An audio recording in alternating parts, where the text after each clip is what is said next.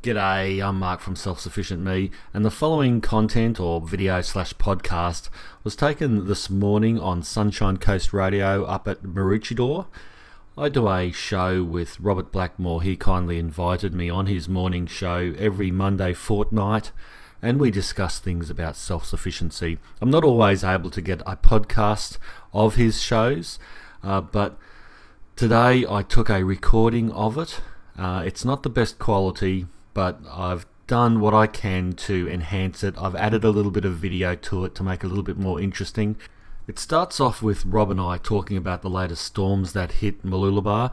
There was a big storm, big low that came through all down the Sunshine Coast and the east coast of Australia. And we talk a little bit about that. There's a few houses that lost their roofs, and then we get into a chat about Quail. So without any further ado, let's get into it. G'day, I'm Mark Valencia from selfsufficientme.com. I spent 21 years in the army, and now I'm living the dream by being as self-sufficient as possible. And welcome to another episode of If I Can Do It, You Can Do It. Hello, Mark Valencia. Good morning, Rob. How you going? Yeah, very good, very good. Mark was here while we were talking to Bruce, and as a vet, you've been through a few disasters, I guess, helping out, or what? Well, I that's part of your role as a soldier, to look for missing people and help out with disasters. You just showed me a picture of that kitchen. It was on Facebook, is it? You know, my heart goes out to those poor people in Mooloolaba. That must have been absolutely horrific, because I was in Cyclone Tracy. I was about 7 then, but those memories are really clear as day. And that kitchen, it was the last place we moved to, because our house was crumbling around us, and I'm shaking now thinking about it. But those poor people, your shelter, or i.e. your house, is supposed to be your safe place. That's right. So when that starts to crumble around you, it is just hell. It's just frightening. Well, where do you go? What do? You create more danger by going outside. There's nowhere to go. You know, you risk your life if you start wandering across the road. Power lines could come down, flying debris. Yeah. So, I hope they, obviously they're going to, luckily no one was killed. That's all we can keep saying, but it's still devastating. Look at that, the power cords going across the top of the roof there that are just exposed. Amazing. Yeah. Anyway. Yeah. Hard act to follow. What can you do? Well, there'll be ways to help. There always is. The Sunshine Coast is a pretty strong community. There's often, fundraisers, and they always work out a way to get people back on their feet. So we'll have all those details on the radio. Right. Mark is here, as he is often, to talk about issues of his self-sustainable life. It's part of his little project on the web, Self-Sustainable Me. Self-Sufficient Me. Self-Sufficient Me. And on YouTube as well. It's on YouTube as well? Yeah. Now, how'd you go in the rain, by the way? Should I ask you about that? Well, we were lucky. There was no branches or trees down. Like the last big storm we had, not the one a few weeks ago, but there was one in May last year. It dropped a big tree and it crushed my chicken coop. That put me through hell. But, it's only chickens, and we didn't lose any chickens. Were they okay? Good. Yeah. But this recent rain, really great for citrus at the moment, because it's our citrus season. On a sidebar, what do you do with too many lemons? I've got 3 lemon trees. I can only squeeze so much lemon onto my fish, you know. Well, you could make a lemon cordial out of it. I looked at that, yeah. You know, that's a real quick way to do it. You don't even have to heat if you use caster sugar, you just use maybe whatever your taste is. But the reason you add sugar into it is you got the lemon juice, then you just add maybe a cup of caster sugar to that 1 litre and mix it up, keep it. You know, if you don't heat it up, then you don't kill any of those extra enzymes, and it lasts a bit longer. But it also preserves the lemon juice longer as well in the fridge, and then just use it as cordial. So just lemon juice and sugar? Lemon juice and caster sugar, because it melts dissolves in quickly. Yeah, so, and not 50-50 or whatever. It's just a little bit, a cup. Yeah, I just use a cup. Yeah, and that just helps preserve that. If you just use the lemon juice, it might just go off in the fridge. But with the sugar, it just preserves it for a little bit longer. But you just add just a little bit, just like you would cordial.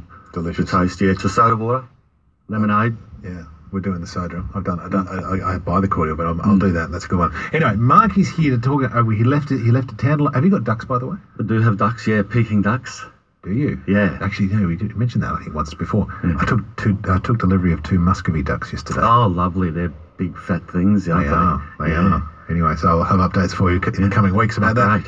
But the Japanese quail, Mark. Yeah, Coturnix quail or Coturnix. I say Coturnix. I don't know where I get the R from, but it's Coturnix. Coturnix quail, or they sometimes call them pharaoh quail because they're the oldest poultry species known to man. The ancient Egyptians kept them before we even started keeping chickens. Right. Yeah, so they call them pharaoh quail. To eat? To eat and their eggs as well. Describe them. What do they look like? Well, they look like, I suppose, a grounded pigeon. If people are probably familiar with king quail, which is the tiny ones that are often in the bottom of bird cages, and they clean up all the seeds that are dropped from the budgies and all that type of thing, and they just wander around the bottom of the cage and they live off what the budgies and all that drop off the feeders and clean up the bottom of the cage. Are they native? We have caught native quail in Australia, but I think they're native to Asia. They're Asian. Yeah, I'm not sure if they're actually native to Japan, hence Japanese quail. I couldn't tell you that, but I think they're an Asian native. And is it right that they are one of the fastest growing animals on the planet? They are. And they're not only one of the fastest growing animals on the planet, but for primary industries, if you want to talk or backyard self-sufficiency, they're one of the cheapest meat to feed ratios. So they don't take much to fatten up, put it that way, put it simply. But they grow from to adult in 6 weeks. They hatch out. The egg hatches out within 16 to 18 days. You've got a tiny little bird. And within 6 weeks, they're an adult and producing eggs, and the cycle starts again. So they're quicker than rabbits. And it's laying eggs at 6 weeks old. Laying eggs at 6 weeks. And incredible. So you can eat it. Do you eat them do you do all that stuff? They're best eaten at 9 weeks. 9 weeks. Yeah, after you fatten them up a little bit more. Yum. So how are you eating them? What do you mean? Salt and pepper quail. You've got to try it. Haven't you tried salt and pepper quail? The Chinese cuisine. You feather them, pluck them, and all that. Oh yeah. Look, you do all that. They're a small bird. They won't get usually bigger than 350 grams or so. Yeah. So they're a small bird, but they're a complete food, almost a complete food.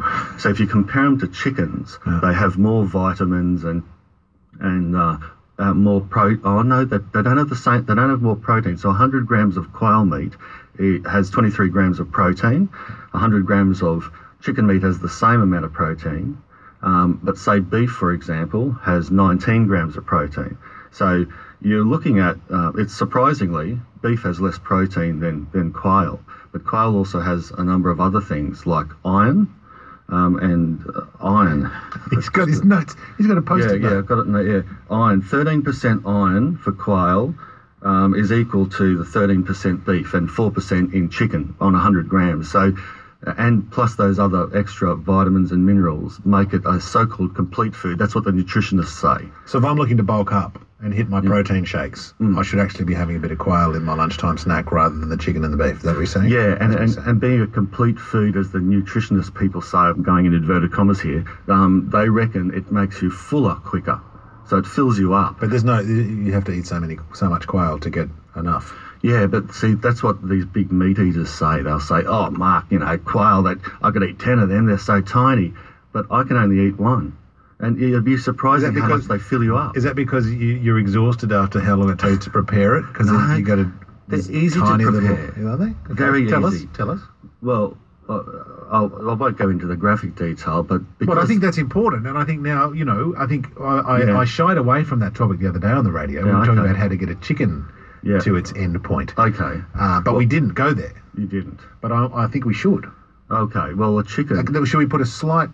We've only got a few minutes in the news, so you're not going to be too deep, but just a slight warning. If it's something that's going to turn your stomach, avoid the radio for the next minute or two. Go.